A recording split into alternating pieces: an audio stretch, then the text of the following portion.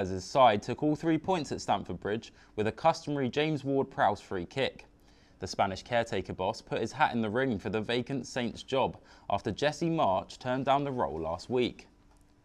Tottenham have called for social media companies to take action following online racist abuse directed towards Heung-min Son. This came during Spurs' 2-0 victory against West Ham.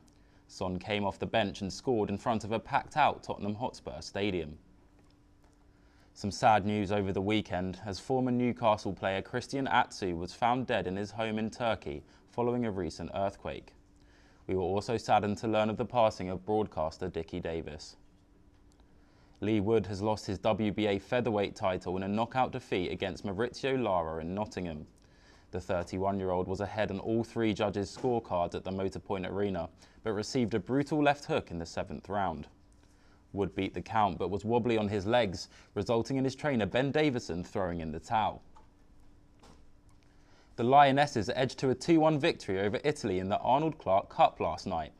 32,000 people crammed into the Coventry Building Society Arena for the clash as a duo of Rachel Daly headers saw England build on their opening day victory over Korea.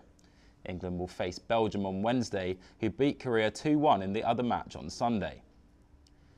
NBA's finest took to the court last night for the 72nd NBA All-Star Game.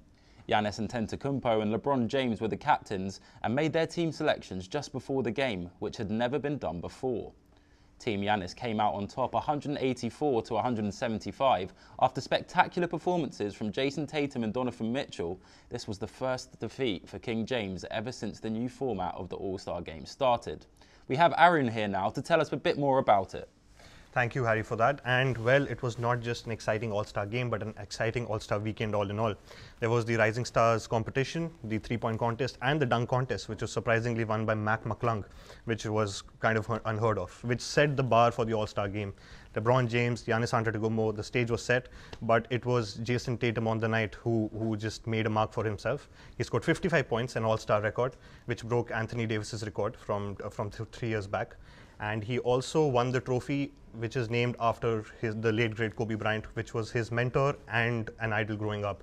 So I'm sure it meant a lot to him, and he would like to carry forward this momentum for Boston Celtics into the NBA season. Thank you for that, Arun.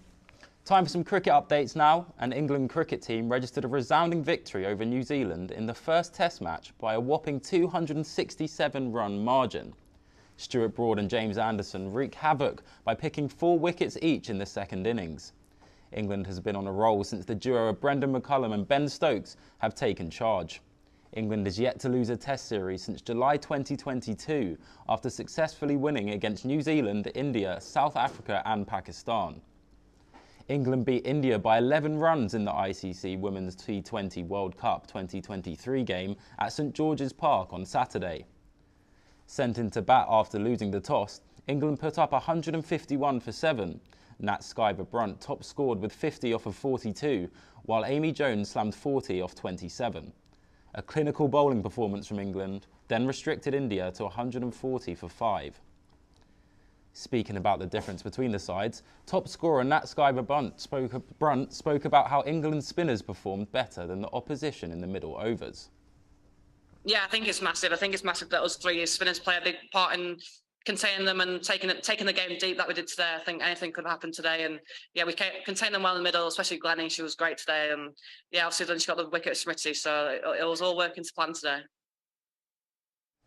England, who play Pakistan in the final group match in Cape Town on Tuesday, are virtually certain to qualify for the semi-finals.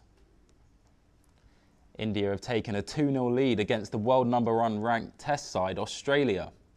The hosts emerged victorious by 6 wickets in the second Test, which means India are just a win away from sealing their spot in the World Test Championship final in England in July, where they might meet Australia again. Novak Djokovic is on the cusp of breaking another record. The Serbian has equalled Steffi Graf's record for most weeks as world #1. This is his 377th week at the top of the men's rankings. Former world #1 Daniil Medvedev won the 16th title of his career at Rotterdam. The 2021 US Open winner defeated Jannik Sinner 5-7, 6-2 and 6-2 in a mouth-watering encounter.